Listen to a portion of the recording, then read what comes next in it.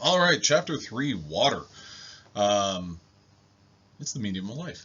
This is maybe one of my favorite chapters, and it seems like it's kind of trivial, but I hope that you take away some important things from it. Lots of this will be review because you've taken Gen Chem 2, but at any rate, we're going to go. Okay, so water has a unique molecular structure, and it's in large part because of the fact that it's got these two lone pairs of electrons over here, and opposite those lone pairs are hydrogen ions, or hydrogen atoms, I'm sorry. It's got a tetrahedral geometry due to sp3 hybridization. It's a bent molecule with two polar bonds. It is a polar molecule with a dipole moment. Because ultimately we've got this partial positive charge and partial negative charge over here. Oh yeah, there we go. Animation. But I wrote that already. Okay. Yep, it's going in that direction. There we go. Now, what is water really, really good at? Hydrogen bonding. It acts as both a hydrogen bond acceptor and a hydrogen bond donor. It's got a weak interaction between an electronegative atom in one molecule and a hydrogen atom in another. So oxygen is our electronegative atom, and those adjacent hydrogens are going to be able to establish hydrogen bonds here, and there's a hydrogen bond here. So the oxygen is able to act as a hydrogen bond acceptor. Now this means that ultimately you can form a total of 4 hydrogen bonds.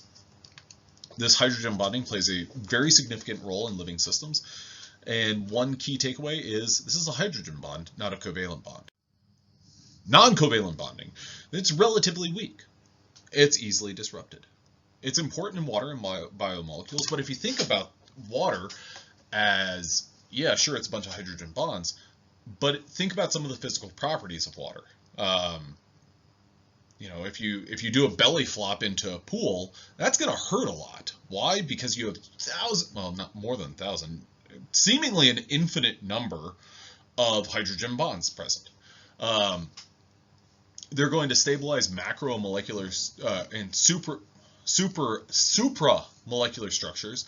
They're easily going to be disrupted, and that's going to give flexibility. Non-covalent interactions that are worth knowing and thinking about in terms of strength. We've got a lot ionic or electrostatic interactions. We've got hydrogen bonds, van der Waals forces, and the hydrophobic effect in effect. The hydrophobic effect is in effect. Now, ionic interactions occur between two charged molecules of opposite charge. For instance, sodium and chlorine, or chloride. So the sodium ion and chloride ion. Now, what this is going to do is these ionic interactions are going to enable salt bridges with amino acids to form. So an example of a salt bridge would be something like this. And actually, yeah, so we've got something like a glutamic acid that is negatively charged, and then the R group of the amino acid arginine. And this is all at a physiological pH of about 7.4. One group is going to be negatively charged, one group is going to be positively charged. We've got this salt bridge that has formed between these two different unique R groups of amino acids. Bonding between a hydrogen bond donor and a hydrogen bond acceptor is what hydrogen bond consists of. You have a donor that has a hydrogen attached to an electronegative atom and an acceptor with a lone pair of electrons. Now, when you think about the donors that are attached to those hydrogens, remember you have a very narrow, or you have a limited number of elements that are going to be those donors. So this electronegative element, most likely it's just going to be a nitrogen, oxygen, and a fluorine. Those are the ones that are usually going to participate in hydrogen bonding. An acceptor is an atom with a lone pair of electrons, which if you think about water, well, water you have tons of oxygens and hydrogens, and you've got tons of lone pairs of electrons. So here's another visualization of a salt bridge where we have basically two simultaneous reactions, or kind of interactions. We've got our electrostatic interaction, as is visualized here, between our R group of lysine and our R group of glutamic acid. And then we have simultaneously a hydrogen bond that exists between the same R group and our glutamic acid R group. Now, what's being illustrated here that makes it a little bit different, or them different from one another, is, well, this oxygen, this is a subtle difference, but I want you to kind of appreciate this. This oxygen right here and this oxygen right here, they have lone pairs of electrons. Okay, now this interaction is a hydrogen bond. So this is lone pairs of electrons that are acting as an acceptor of this hydrogen right here. Okay. Now, the fact that this is positively charged has little to no influence on this being a hydrogen bond.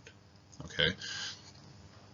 The nitrogen here, being an electronegative element that acts as a hydrogen bond donor, is significant. Okay, now if we can compare that to this electrostatic interaction over here.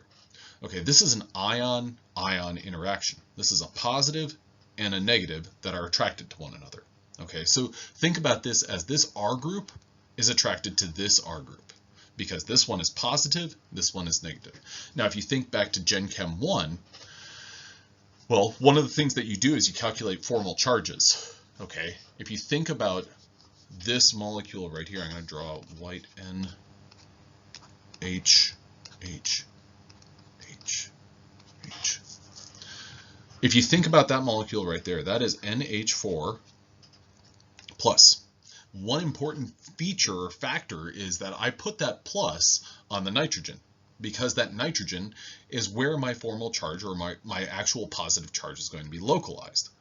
So the nitrogen is the atom that is positively charged, which is attracted to this negatively charged oxygen on my glutamic acid R group. Okay, so that's just an important, it's a subtlety, but it's an important subtlety whenever you talk about salt bridges. Because a salt bridge, and this is on the Wikipedia page, in chemistry, a salt bridge is a combination of two non-covalent interactions. So you simultaneously have a electrostatic or an ionic bond, which is visualized on the left, and you have on the right the hydrogen bond that exists. So this salt bridge is the result of these two interactions taking place. This right here is another display of that, where we have an arginine R group indicated there and a carboxylate group there, COO minus, and we have those charges kind of interacting. We have these salt bridges that are established between those two different groups. Okay, so van der Waals forces are relatively weak transient interactions, and they occur between permanent and or induced dipoles. So there are three types of van der Waals forces that exist. So you have dipole-dipole interactions. These are going to occur between electronegative molecules and molecules that orient themselves as opposites, which we have a carbonyl carbon, that's going to be a dipole, and so this partial negative charge is going to be attracted to this partial positive charge, and then you can see this kind of going on, well, basically until there's no more left, because you got this partial positive there. Now, van der Waals forces, you've got a dipole-induced dipole interaction, where a permanent dipole induces, so this would be our permanent dipole, induces a transient dipole in a nearby molecule by distorting the electron distribution. So this would be CH4. CH4, when you think about that in terms of polarity, oh, not polar at all. But if we've got this very electronegative oxygen, maybe that can induce a dipole. And this is going to be weaker than a dipole-dipole interaction.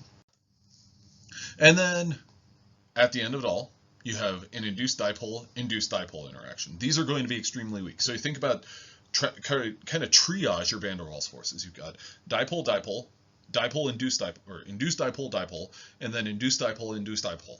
So these are extremely weak. These are dependent and reliant upon electrons being redistributed on two molecules, not just one. But an example of where this takes place is base stacking.